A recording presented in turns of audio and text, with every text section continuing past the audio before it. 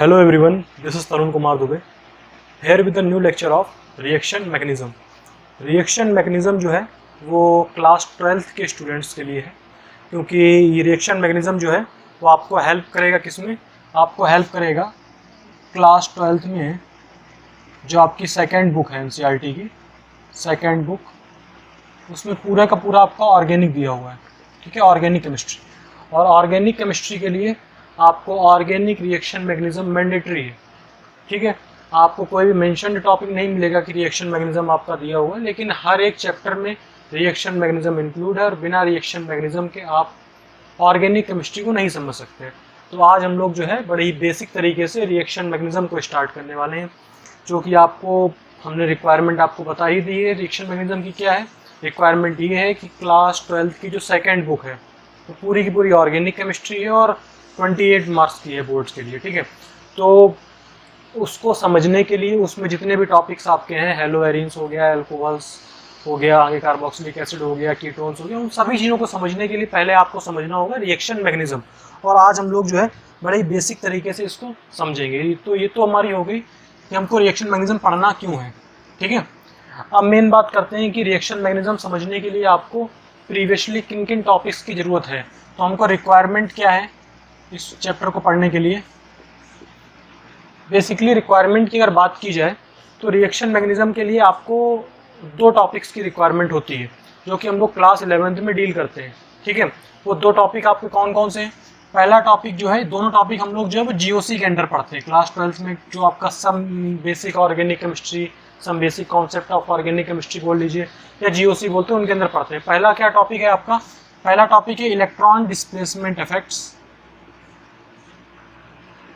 पहला टॉपिक है आपका इलेक्ट्रॉन डिस्प्लेसमेंट इफेक्ट्स।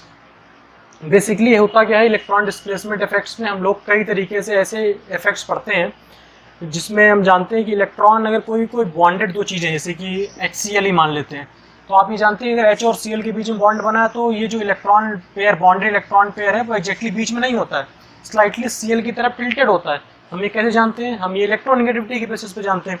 ऐसे ही ऑर्गेनिक केमिस्ट्री में जो है वो इलेक्ट्रॉन के डिस्प्लेसमेंट को बताने के लिए आपके चार मेजर इफेक्ट्स होते हैं, इंडक्टिव इफेक्ट्स, क्योंकि किसी भी केमिकल रिएक्शन का मतलब ही यही है कि इलेक्ट्रॉन का डिस्प्लेस हो जाना। तो इलेक्ट्रॉन का डिस्प्लेस हो जाने का मतलब है कि नया ऑर्गेनिक कंपाउंड का फॉर्मेशन हो जाना, और कोई नई चीज़ नहीं बन जाती है। ठीक है, और जो नए कंपाउंड बन जाता है उसकी कुछ प्रॉपर्टीज विजुअल होने लगती हैं, हो सकता है कलर चेंज हो जाए, फिजिकल स्टेट चेंज हो जाए। तो chemistry is all about the displacement of electrons, nothing else. तो इलेक्ट्रॉन डिस्प्लेसमेंट इफेक्ट्स आपको पता होने चाहिए। अगर आपने पढ़ा है तो अच्छी बात है, रिवाइज कर लीजिएगा। नहीं पढ़ा है फिर भी हम जो इतनी रिक्वायरमेंट होगी यहाँ पर आपको कवर करवाते चलेंगे, कोई दिक्कत की बात नहीं है। और अगर आपको थोड़ी अच्छी लेवल की रिएक्शन मैकेनिज्म पढ़नी है तो दूसरा टॉपिक आपको पता होना चाहिए आइसोमेरिज्म। दूसरा टॉपिक आपको जो पता होना चाहिए वो पता होना चाहिए क्या, आइसोमेरिज्म। ठीक है, आइसोमेरिज्म भी जहाँ पर जितनी रिक्वायरमेंट होगी हम आपको बता देंगे। 11th में अगर आपने पढ़ी है तो अच्छी बात है। ठीक है, तो now we are starting the topic reaction mechanism. आज हम लोग थोड़ा सा इंट्रोडक्शन कवर करेंगे रिएक्शन मैकेनिज्म का, छोटे वीडियो रखेंगे जिससे कि आपको देखने में भी इंटरेस्ट रहे। बिल्कुल सिंपल भाषा में अगर हम लोग बोलें कि what is the meaning of reaction mechanism, तो रिएक्शन मैकेनिज्म का मतलब सिंपल सा होता है step by step representation of any organic reaction, क्योंकि हम लोग ऑर्गेनिक केमिस्ट्री पढ़ रहे हैं। तो हमारा मतलब क्या हो गया कि रिएक्शन मैकेनिज्म का मतलब सिंपल सा है कि किसी भी रिएक्शन को आप स्टेप बाय स्टेप रिप्रेजेंट कर दें। तो आपने उसकी क्या लिख दी, रिएक्शन मैकेनिज्म लिख दी। तो क्या मतलब होता है स्टेप बाय स्टेप का, हाँ, आपके सामने अगर कोई भी रिएक्शन लिखी हुई है, तो सपोज करते हैं हमारे सामने एक रिएक्शन लिखी हुई है जिसमें हमने क्या किया, CH3 CH double bond CH2, IUPAC name अगर इसका बोलें तो आप लोग जानते हैं प्रोपीन है। ठीक है, प्रोपीन 1। अगर आपने इसकी रिएक्शन HBr के साथ मान लीजिए करा दी, किसके साथ करा दी आपने, HBr के साथ में करा दी, तो होता क्या है कि अगर हम केवल केमिकल रिएक्शन लिखें विदाउट मैकेनिज्म, तो इसका रिजल्ट ये होता है कि ये वाला बॉन्ड ब्रेक होता है, डबल बॉन्ड, और Br यहाँ पर लगता है और CH3 यहाँ से लगता है। ठीक है, ये आपका प्रोडक्ट मिल जाता है। ठीक है, ये बिल्कुल सिंपल सी चीज़ हमने लिख दी, रिएक्शन केवल आपको लिख दी। लेकिन what is the mechanism behind it, क्या मैकेनिज्म है, ये क्यों बना, ये Br यहाँ क्यों नहीं लग गया, ठीक है, ये बी आर यहाँ क्यों नहीं लग गया। तो यही सब चीज़ें डिस्कस करने के लिए हम लोग पढ़ते हैं क्या, रिएक्शन मैकेनिज्म। जो लोग रिएक्शन मैकेनिज्म नहीं पढ़ते हैं वो इसको बिल्कुल सिंपल से मार्कोनिकॉफ रूल से डील कर लेते हैं। अभी आपने नाम नहीं सुना होगा मार्कोनिकॉफ रूल, हो सकता है सुन भी लिया हो, सुना ही होगा, 11th में सुना हो आपने। तो मार्कोनिकॉफ रूल को लेते हैं, लेकिन अगर आपने एक बार रिएक्शन मैकेनिज्म पढ़ लिया तो आपको खुद आप मार्कोनिकॉफ रूल, सेट-जेव्स रूल, आप सारे रूल्स अपने आप बनाने लगेंगे। ठीक है, तो अगर हम इसी रिएक्शन की बात कर लें, हम इसी रिएक्शन को एक आइडियल मान के चलेंगे, आप लोग ध्यान रखिएगा, CH3 CH double bond HBr। अब हम बात करते हैं step by step, what is the meaning of step by step. आप ध्यान कर लीजिए, दुनिया की कोई भी ऑर्गेनिक केमिस्ट्री की रिएक्शन लिखेगी होगी, उसमें मेजरली 3 ही स्टेप होंगे। हमने बोला मेजर 3 स्टेप्स ही होंगे। 3 स्टेप कौन कौन से होंगे, तीनों स्टेप इसी सीक्वेंस में चलेंगे। सबसे पहले मतलब होता है स्टेप 1 होता है, किसी भी रिएक्शन को मैकेनिज्म लिखने के लिए जो स्टेप 1 होता है वो क्या होता है, जनरेशन ऑफ अटैकिंग रिएजेंट। सबसे पहले आपको किसी भी रिएक्शन की मैकेनिज्म लिखने के लिए उस रिएक्शन में अटैकिंग रिएजेंट का जनरेशन करवाना पड़ेगा, generation of attacking reagent, this is the first step. ठीक है, कैसे हम लोग कराएंगे जनरेशन ऑफ अटैकिंग रिएजेंट, अभी हम लोग जानेंगे what is the meaning of attacking reagent, ये क्यों बनते हैं, कैसे होते हैं, कितने टाइप के होते हैं, सब कुछ हम आपको बताएंगे।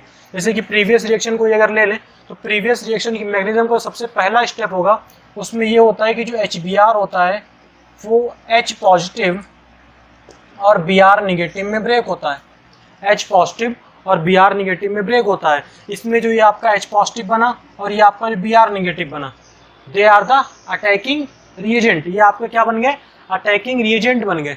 ये बॉन्ड ब्रेक क्यों हुआ, ये बॉन्ड ब्रेक हुआ इलेक्ट्रॉन डिस्प्लेसमेंट इफेक्ट की वजह से, बिल्कुल नॉर्मल सा, क्योंकि आप जानते हैं कि H और Br के बीच इलेक्ट्रॉन क्लाउड किसकी तरफ टिल्टेड है, ब्रोमीन की तरफ टिल्टेड है। ठीक है, तो ब्रोमीन इलेक्ट्रॉन लेके अपना निकल आया। ठीक है, सेकेंड स्टेप जो आपका होता है, स्टेप सेकेंड, कोई भी दुनिया की रिएक्शन होगी सबसे पहले आपको अटैकिंग रिएजेंट ही जनरेट करना पड़ेगा। सेकेंड रिएक्शन आपका स्टेप होगा फॉर्मेशन ऑफ रिएक्शन इंटरमीडिएट। किसका फॉर्मेशन करना, रिएक्शन इंटरमीडिएट का फॉर्मेशन करना। तो रिएक्शन इंटरमीडिएट कैसे बनेगा, रिएक्शन इंटरमीडिएट दरअसल बनता है, जो आपका अटैकिंग रिएजेंट है, ये अटैकिंग रिएजेंट जब सबस्ट्रेट के ऊपर अटैक करता है, किसके ऊपर अटैक करता है, सबस्ट्रेट के ऊपर अटैक करता है, तो उससे आपका बनता है क्या, रिएक्शन इंटरमीडिएट। अब आप कहेंगे सर ये सबस्ट्रेट क्या वर्ड आ गया, जैसे पिछली वाली रिएक्शन में HBr से तो हमने अटैकिंग रिएजेंट जनरेट करा लिए, इसके अलावा बचा क्या, इसके अलावा आपके पास बचा CH3 CH double bond CH2, तो ये हमारे लिए बोला जाएगा क्या, सबस्ट्रेट। सबस्ट्रेट का मतलब होता है जिसके ऊपर अटैक करवाया जाए, किससे अटैक करवाया जाए, अटैकिंग रिएजेंट से।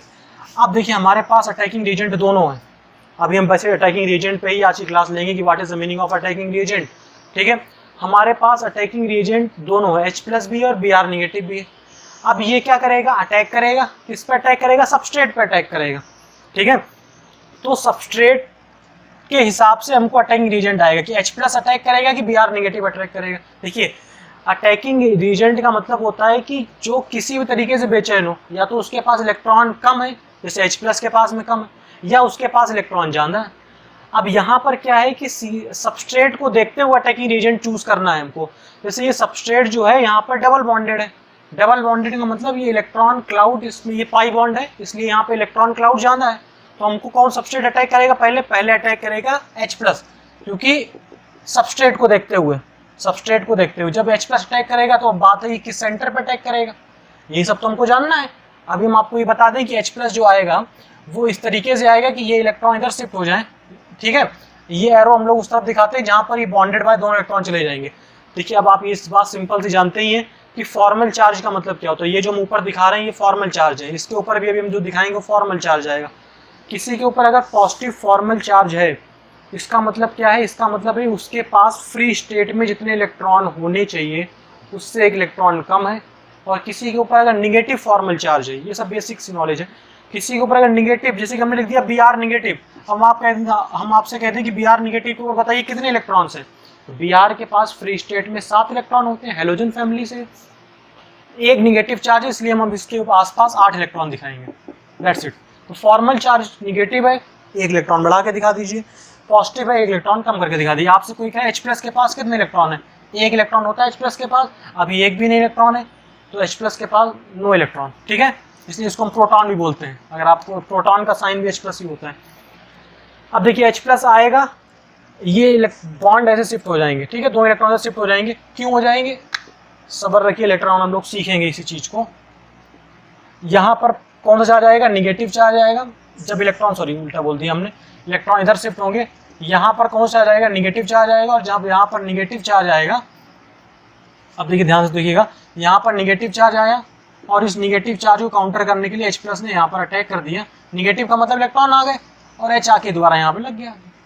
अब ये क्या आपका बन गया, अगर यहाँ पर निगेटिव चार्ज आया तो यहाँ पर पॉजिटिव चार्ज आएगा। क्यों पॉजिटिव चार्ज आएगा, पॉजिटिव चार्ज क्या बताता है, पॉजिटिव चार्ज ये बताता है कार्बन के पास जितने इलेक्ट्रॉन थे, यहाँ पर कार्बन के पास खुद के कितने इलेक्ट्रॉन्स हैं, एक इलेक्ट्रॉन ये शेयरिंग में, एक इलेक्ट्रॉन ये शेयरिंग में, एक हाइड्रोजन वाला इलेक्ट्रॉन है, दो यहाँ पर, 4 इलेक्ट्रॉन कार्बन के पास हो गए।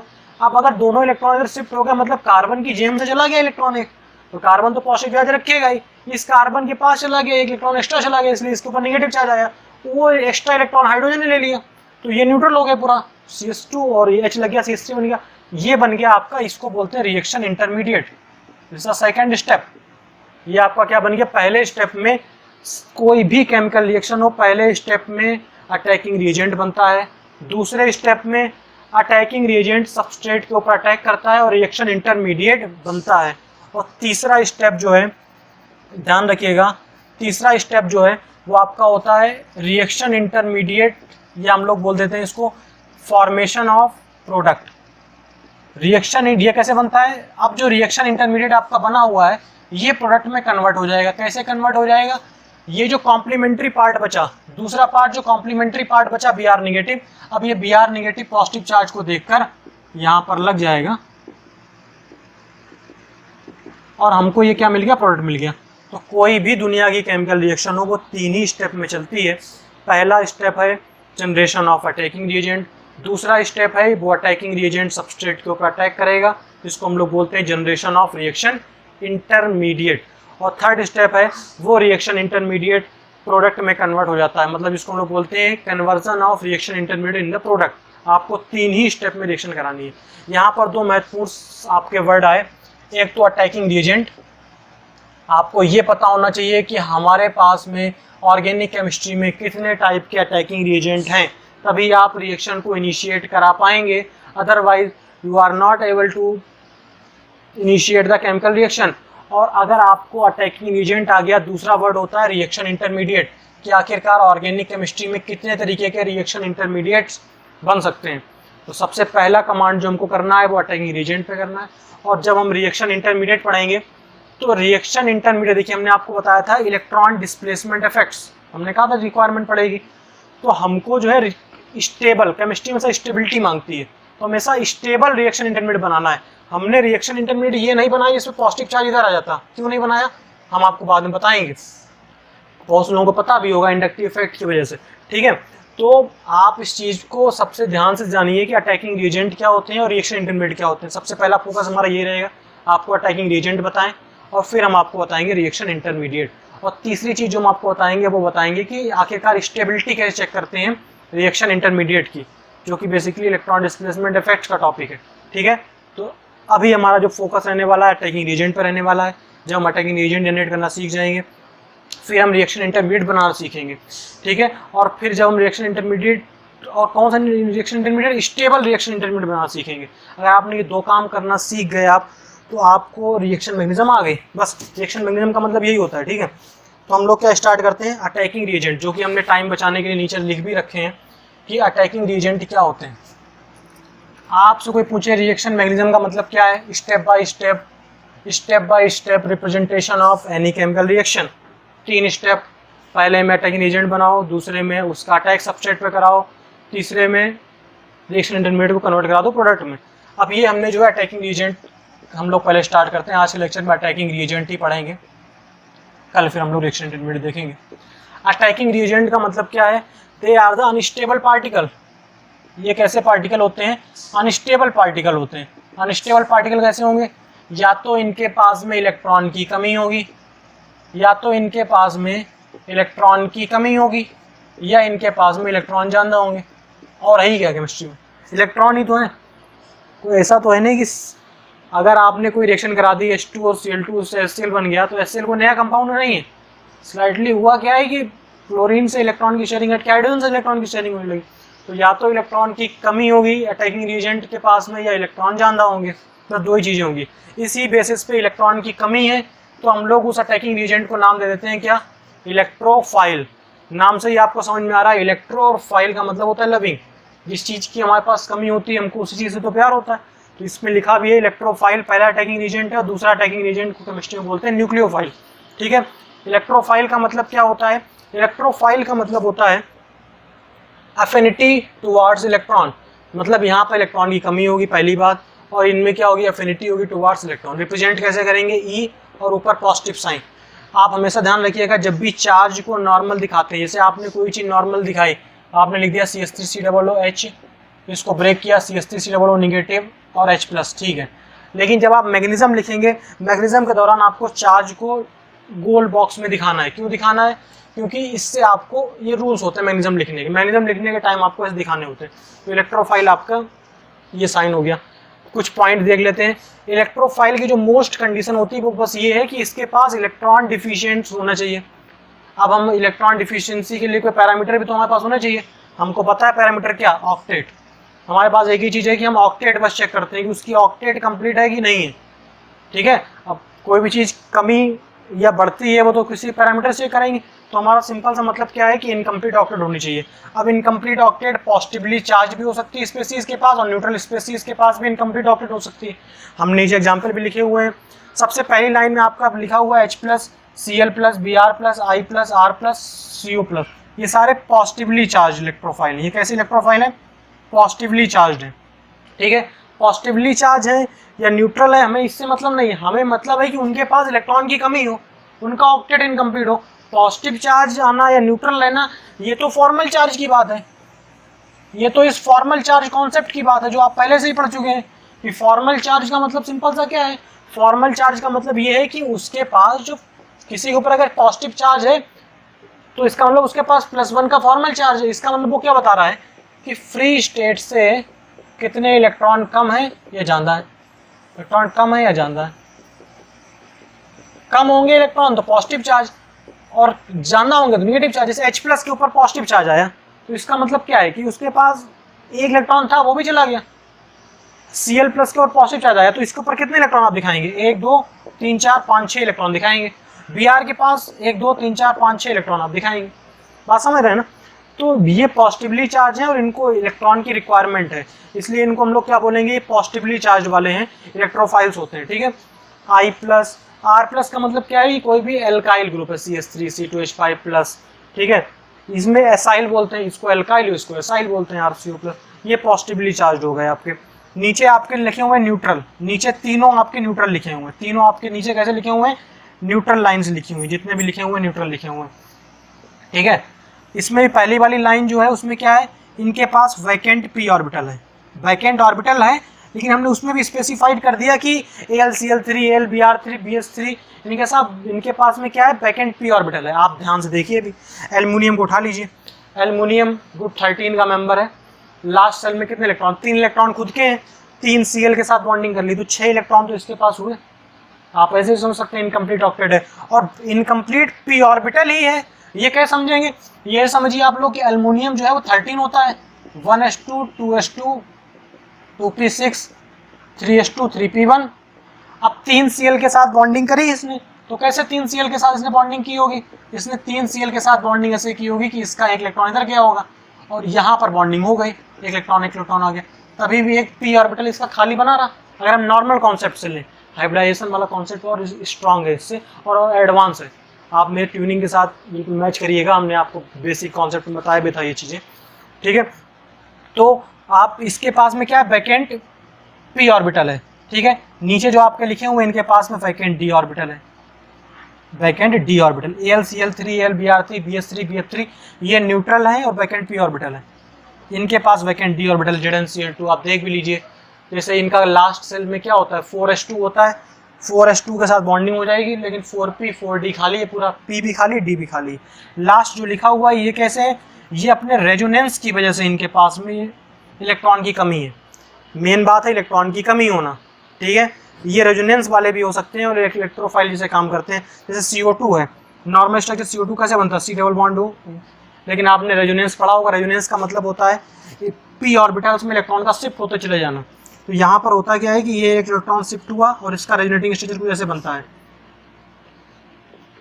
यहाँ पर निगेटिव चार्ज, यहाँ पॉजिटिव चार्ज। जैसे ही यहाँ पर पॉजिटिव चार्ज आया मतलब ये इलेक्ट्रॉन डिफिशिएंट सेंटर हो लिया। तो ये भी CO2 भी कभी कभी जो है as a resonance as a electrophile काम कर सकता है। ऐसे SO2 भी होता है इसके साथ में, जैसे CO2 होता है।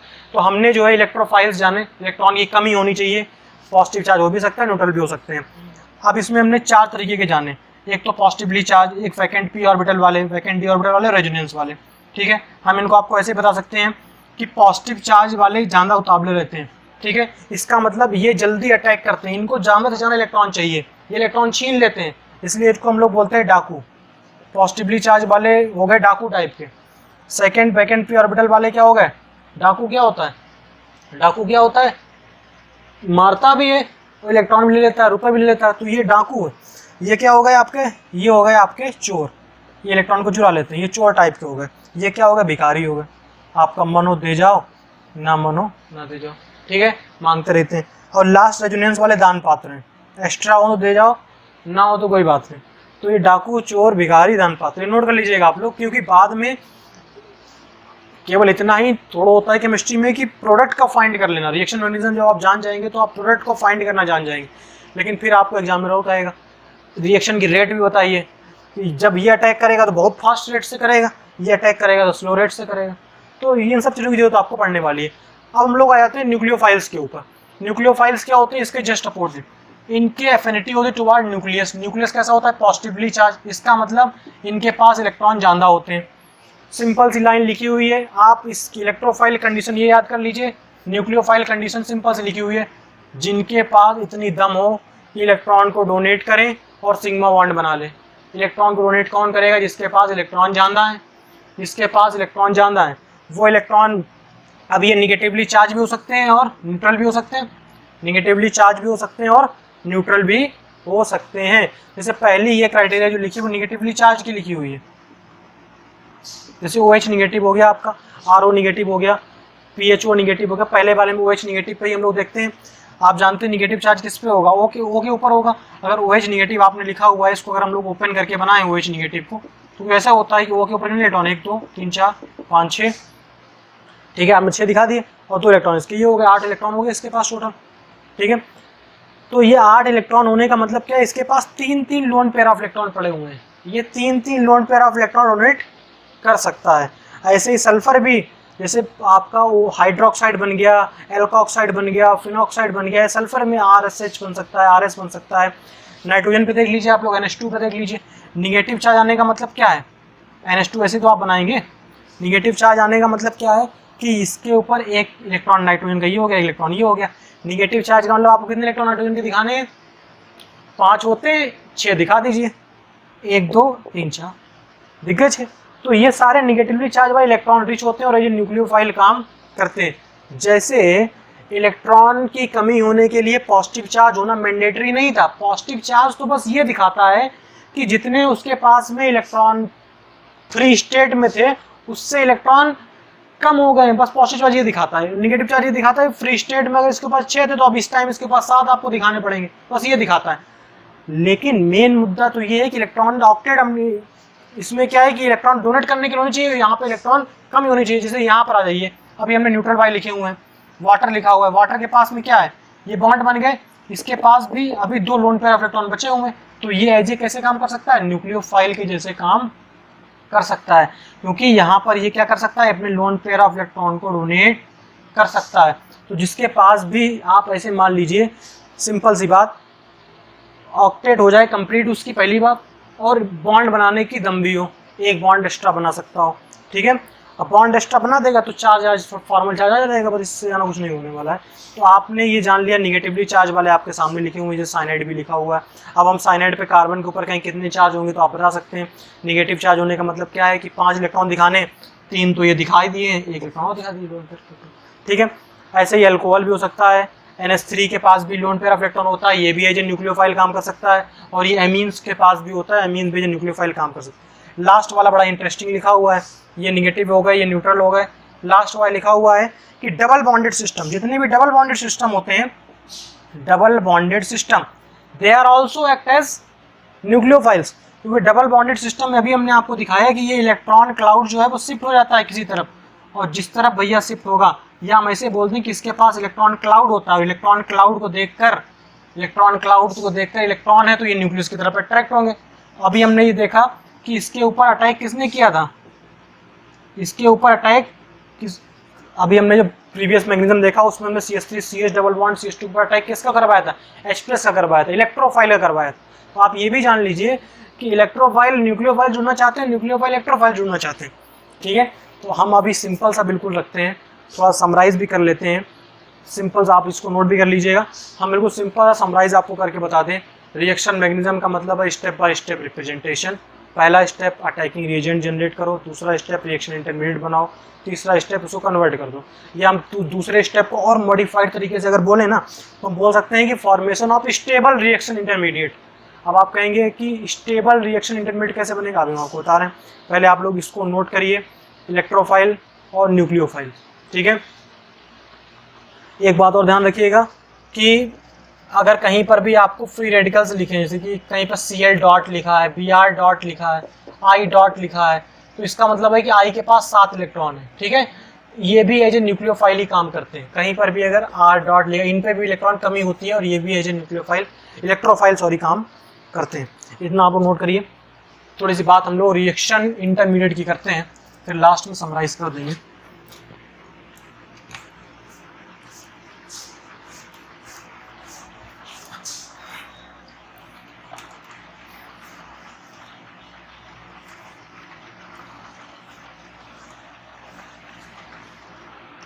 वीडियो ठीक है। अब हम लोग बात कर लेते हैं थोड़ी सी रिएक्शन इंटरमीडिएट से, क्योंकि सेकंड वर्ड जो हमने देखा वो रिएक्शन इंटरमीडिएट देखा। रिएक्शन इंटरमीडिएट हमको केमिस्ट्री में होते तो 6 हैं, लेकिन मेजरली 3 से काम पड़ेगा। अपने 12th लेवल तक की हम बात कर रहे हैं।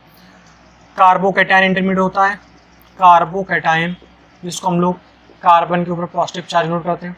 सेकेंड होता है कार्बेनायन बनेगा, कार्बेनायन बनेगा, इसको हम लोग C निगेटिव डिनोट करते हैं। तीसरा रिएक्शन इंटरमीडिएट होता है फ्री रेडिकल।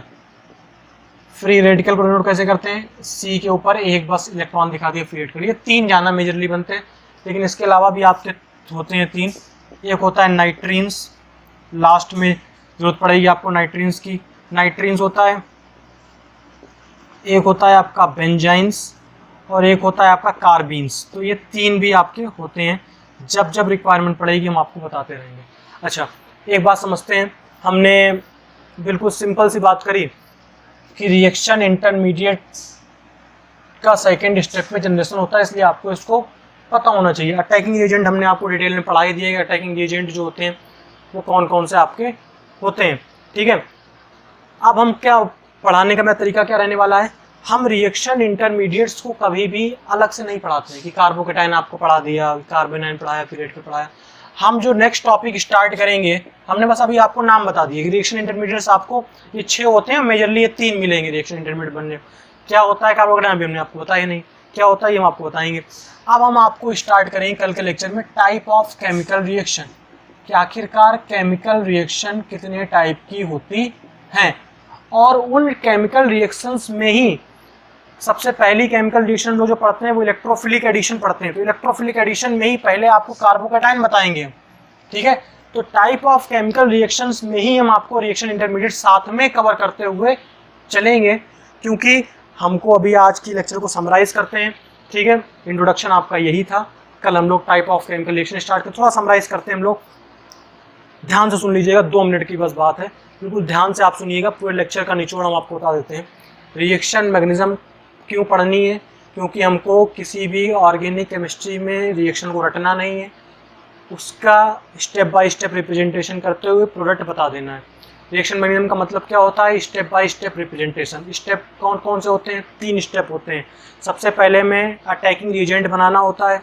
अटैकिंग रिएजेंट कौन कौन से होते हैं? 2 अटैकिंग रिएजेंट क्या होते हैं? या तो इलेक्ट्रॉन कमी होगी, इलेक्ट्रॉन ज़्यादा होंगे, या तो इलेक्ट्रोफाइल होंगे या न्यूक्लियोफाइल होंगे। हमने आपको जितने तरीके के इलेक्ट्रोफाइल हो सकते थे वही बता दिए, जितने तरीके न्यूक्लियोफाइल हो सकते थे वही बता दिए हमने आपको। सेकेंड स्टेप क्या होता है? सबस्ट्रेट जो है, सेकेंड स्टेप जो होता है, सबस्ट्रेट के ऊपर अटैकिंग रिएजेंट अटैक करता है और क्या बनता है? सेकेंड स्टेप हम लोग बोल सकते हैं, step second is generation of stable intermediate. एक वर्ड और जोड़ लीजिएगा, स्टेबल। सेकेंड स्टेप होता है जनरेशन ऑफ स्टेबल इंटरमीडिएट। अब आप कहेंगे कि सर स्टेबल इंटरमीडिएट कैसे बनेगा? यही तो पूरी उसमें सिखाना है, या जिसको पता होगा तो उसको ये चीज़, जिसने जीओसी पढ़ी होगी उसको ये चीज़ पता होगी कि स्टेबल इंटरमीडिएट, या हमने स्टेबिलिटी ऑफ इंटरमीडिएट चेक करना कहाँ पे सीखा था? जीओसी में, इलेक्ट्रॉन डिस्प्लेसमेंट इफेक्ट। इसलिए हमने आपसे कहा था इलेक्ट्रॉन डिस्प्लेसमेंट इफेक्ट की जरूरत पड़ेगी, लेकिन चिंता ना करिए, जहाँ पर जरूरत होगी हम आपको बताते जाएंगे। तो सेकेंड स्टेप होता है जनरेशन ऑफ स्टेबल इंटरमीडिएट, और थर्ड स्टेप होता है कि उसी स्टेबल इंटरमीडिएट से हम लोग क्या बना दें? प्रोडक्ट बना दें। ठीक है, कल हम लोग टाइप ऑफ केमिकल रिएक्शन, या नेक्स्ट लेक्चर में हम लोग type of chemical reaction start करेंगे। आपसे बस इतनी सी चीज़ है कि आप अटैकिंग रीजेंट को याद कर लीजिए, और जिसके पास भी प्रीवियसली लिखा हुआ है वो बस इस चीज़ को चेक करना जान जाए कि what is the meaning of stable intermediate. किन्हीं 2 इंटरमीडिएट को आपस में चेक, या किसी 2 इंटरमीडिएट्स को आपस में कंपेयर कैसे करते हैं, हम तो आपको सिखाएंगे। Less the charge more the stability, एक ही नारा चलता है केमिस्ट्री में। ठीक है, अगर आपके पास इतना हो कि आपने इलेक्ट्रॉन डिस्प्लेसमेंट पढ़े हो तो आप इतना सा पढ़ लें कि स्टेबिलिटी ऑफ इंटरमीडिएट्स को आपस में कंपेयर कैसे करते हैं। हमने तो बहुत अच्छे से पढ़ाई थी आपको, फिर भी हम आपको पढ़ाएंगे। तब तक के लिए आप लोग अटैकिंग रिएजेंट्स को याद कर लें, इतना वर्क आप लोग करिए। नेक्स्ट वीडियो में मिलेंगे टाइप ऑफ केमिकल रिएक्शंस के साथ। Thank you for watching the video.